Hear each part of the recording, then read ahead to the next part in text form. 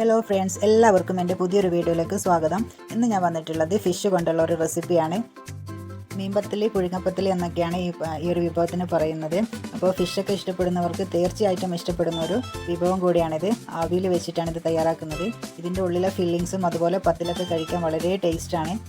നോമ്പിനൊക്കെ എപ്പോഴും ഇറച്ചി കൊണ്ടുള്ള വിഭവം തയ്യാറാക്കി ഇടയ്ക്കൊന്ന് നമ്മൾ ഒരു ഫിഷ് കൊണ്ടൊക്കെ തയ്യാറാക്കുമ്പോൾ തീർച്ചയായും ഇഷ്ടപ്പെടുന്ന ഒരു ഐറ്റമാണ് മീൻപത്തലി. അപ്പോൾ എങ്ങനെയാണ് തയ്യാറാക്കുന്നതെന്ന് വീഡിയോ കണ്ടാലോ?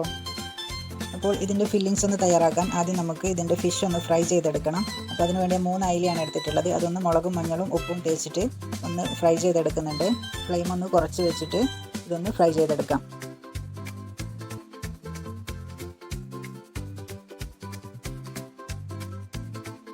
ഇത് ഫിഷ് റെഡി ആയിട്ടുണ്ട്. ഇതൊന്ന് തണിഞ്ഞതിന് ശേഷം നമുക്ക് ഇതുപോലെ കൈ കൊണ്ടൊന്ന് നുള്ളിയിട്ടിട്ട് മാറ്റി വെക്കാം. ഇതിൻ്റെ മുള്ളെല്ലാം ഒന്ന് മാറ്റിയിട്ട് മീൻ മാത്രമാക്കിയിട്ടൊന്ന് എടുക്കാം.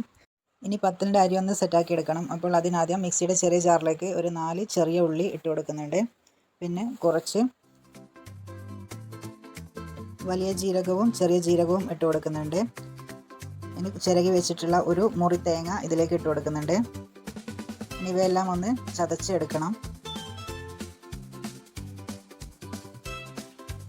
ചതച്ചെടുത്തിട്ടുണ്ട്. ഇനി അതിലേക്ക് പത്തലിന് ആവശ്യമായിട്ടുള്ള അരി നമുക്ക് അരിപ്പൊടി ഒന്ന് ചേർത്ത് കൊടുക്കാം.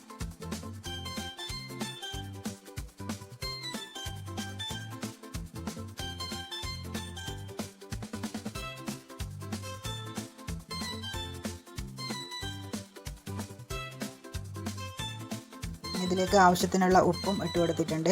ഇവയെല്ലാം നന്നായിട്ടൊന്ന് കുഴച്ചെടുക്കാം. അപ്പോൾ ഈ ഒരു കട്ടിക്ക് പത്തിൽ പരത്താൻ ആവശ്യത്തിനുള്ള കട്ടിക്കൊന്ന് കുഴച്ചെടുക്കാം. ഇനി ഈ ഒരു ജാറിലേക്ക് തന്നെ കുറച്ച് ഉള്ളി ഇട്ട് കൊടുക്കുന്നുണ്ട്, ചെറിയ ഉള്ളി. അതിലേക്ക് 2-3 വെളുത്തുള്ളി ഇട്ട് കൊടുക്കുന്നുണ്ട്. കുറച്ച് ചെറിയ കഷ്ണം ചെറിയ ഇഞ്ചി ഇട്ട് കൊടുക്കുന്നുണ്ട്. പിന്നെ 2-3 പച്ചമുളക് എരിവിന് ആവശ്യമായിട്ടുള്ളത്. വലിയ ജീരകവും ചെറിയ ജീരകവും ഇട്ട് കൊടുക്കുന്നുണ്ട്. ഇവയെല്ലാം നന്നായിട്ടൊന്ന് ചതച്ചെടുക്കാം. പിന്നെ അതിലേക്ക് ചിരകിയിട്ടുള്ള ഒരു മുറി തേങ്ങ ഇതിലേക്കും ഇട്ട് കൊടുക്കുന്നുണ്ട്. ഇത് നമ്മുടെ ഫില്ലിങ്സിന് വേണ്ടിയിട്ടാണ് ഈ ഒരു കൂട്ട് തയ്യാറാക്കുന്നത്. ഇനി ഇതും ജസ്റ്റ് ഒന്ന് ചതച്ചെടുക്കാം. ഇനി ഒരു സവാള കനം കുറച്ച് അരിഞ്ഞ് വെച്ചിട്ടുള്ളത് വേണം. പിന്നെ ഇതിൻ്റെ ഫില്ലിങ്സ് റെഡിയാക്കാൻ ഫിഷ് ഫ്രൈ ചെയ്ത പാത്രത്തിൽ തന്നെയാണ് തയ്യാറാക്കുന്നത്. ഇനി അതിലേക്ക് നമുക്ക് കട്ട് ചെയ്ത് വെച്ചിട്ടുള്ള സവാള ഇട്ട് കൊടുക്കാം. അപ്പോൾ ഫില്ലിങ്സിന് നല്ല ടേസ്റ്റ് ഉണ്ടാവും. മീനിൻ്റെ ഫ്ലേവറൊക്കെ നമ്മുടെ ഫില്ലിങ്സിന് നല്ലപോലെ കിട്ടും. അതിന് വേണ്ടിയിട്ടാണ് ഇതിൽ വെച്ചിട്ട് തന്നെ തയ്യാറാക്കുന്നത്. സവാളയുടെ ടേസ്റ്റ് അല്ല, മീനിൻ്റെ ഫ്ലേവർ തന്നെയാണ് നമുക്ക് മസാലയ്ക്ക് വേണ്ടത്. ഇനി അത് നന്നായി വാടിയതിന് ശേഷം ഈ ചതച്ച് വെച്ചിട്ടുള്ള തേങ്ങ നമുക്ക് അതിലേക്ക് ഇട്ട് കൊടുക്കാം. ഇത് നല്ലപോലെ ഒന്ന് മിക്സ് ചെയ്തെടുക്കാം.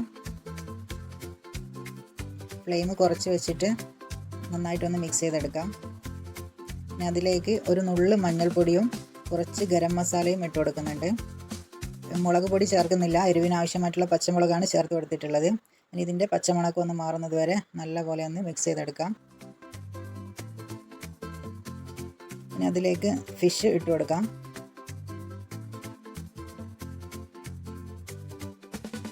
ഇതും നല്ലപോലെ ഒന്ന് മിക്സ് ചെയ്ത് യോജിപ്പിച്ചെടുക്കാം. ഈ സമയത്ത് ഉപ്പ് നോക്കിയിട്ട് ആവശ്യമാണെങ്കിൽ ഉപ്പ് ചേർത്ത് കൊടുക്കാം.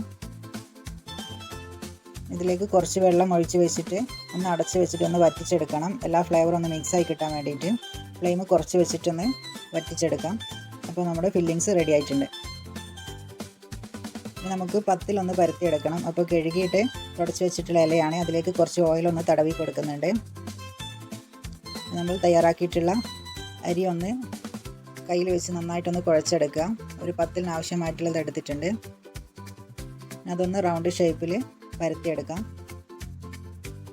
പരത്തുമ്പോൾ ഇതിൻ്റെ കട്ടി എത്രത്തോളം കുറക്കാൻ പറ്റുമോ അത്രത്തോളം നമ്മൾ നൈസാക്കിയിട്ട് വേണം പരത്തിയെടുക്കാൻ. അപ്പോഴാണ് കഴിക്കുമ്പോൾ നല്ല ടേസ്റ്റ് ഉണ്ടാവുക.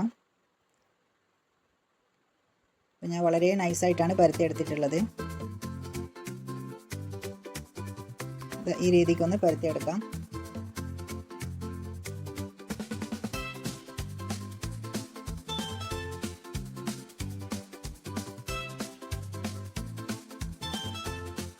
തയ്യാറാക്കി വെച്ചിട്ടുള്ള ഈ ഫില്ലിങ്സ് ഒന്ന് നമുക്ക് ഇതിലേക്ക് വെച്ച് കൊടുക്കാം.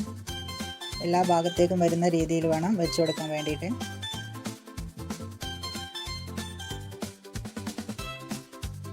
ഈ ഒരു ഫില്ലിങ്സ് ചെമ്മീൻ വെച്ചിട്ടും മറ്റുള്ള മീനൊക്കെ വെച്ചിട്ട് തയ്യാറാക്കുന്നുണ്ട്.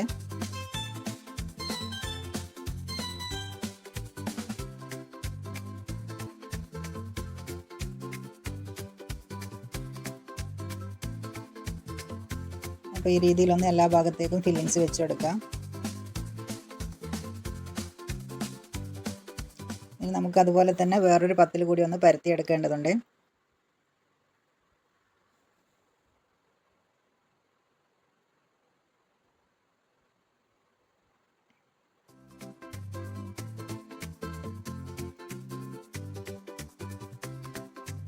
വളരെ നൈസായിട്ട് തന്നെയാണ് ഈ പത്തിൽ ഞാൻ പരത്തിയെടുക്കുന്നത്.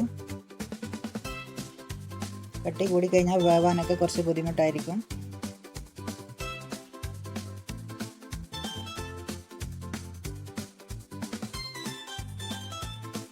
ഈ രീതിയിൽ നമുക്ക് റൗണ്ട് ഷേപ്പിലൊന്ന് പരത്തിയെടുക്കാം.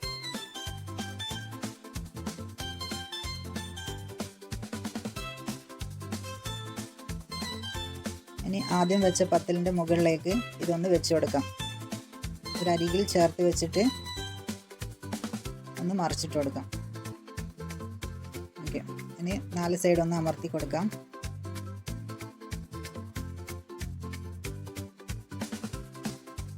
ഇനി നമുക്ക് കുക്ക് ചെയ്യാനുള്ള പാത്രത്തിലേക്ക് വെച്ച് കൊടുക്കാം. ആവിയിലാണ് വേവിച്ചെടുക്കുന്നത്.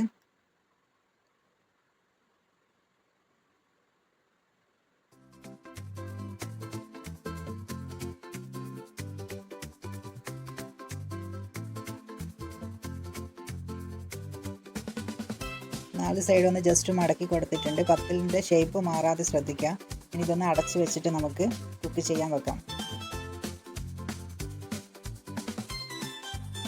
അപ്പോൾ ഈ രീതിയിൽ 2 പത്തലും കൂടി ഞാൻ തയ്യാറാക്കിയിട്ടുണ്ട്.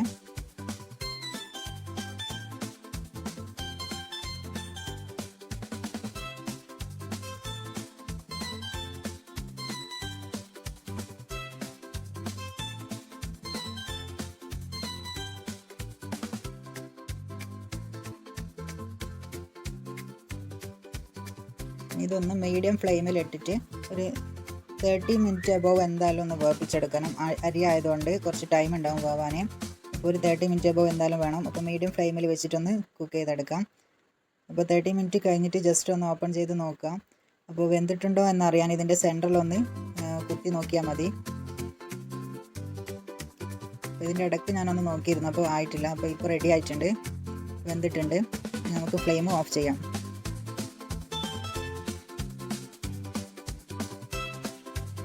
അപ്പോൾ പത്തിൽ റെഡി ആയിട്ടുണ്ട്. ഇനി ഇത് നല്ലപോലെ ഒന്ന് തണിയണം. തണിഞ്ഞ് കഴിഞ്ഞിട്ട് വേണം നമുക്ക് കട്ട് ചെയ്തിട്ട് സെർവ് ചെയ്യാനേ. അപ്പോൾ നല്ലപോലെ തണിഞ്ഞ് കിട്ടിയിട്ടുണ്ട്. അപ്പോൾ കട്ട് ചെയ്ത് വെച്ചിട്ടുള്ളതാണിത്. ഇതിൻ്റെ ഒരു ഫില്ലിങ്സും അതുപോലെ പത്തിലൊക്കെ കഴിക്കാൻ നല്ല ടേസ്റ്റാണ്. അപ്പോൾ ഇതുവരെ തയ്യാറാക്കാത്തവരൊന്ന് ട്രൈ ചെയ്ത് നോക്കിയിട്ടൊന്ന് കമൻറ്റായിട്ട് അറിയിക്കണേ. അപ്പോൾ നിങ്ങൾക്ക് വീഡിയോ യൂസ്ഫുൾ ആയിട്ടുണ്ടെങ്കിൽ ഒന്ന് ലൈക്കും സബും ചെയ്ത് ചാനലൊന്ന് സപ്പോർട്ട് കൂടി ചെയ്തേക്കണേ. Thank you.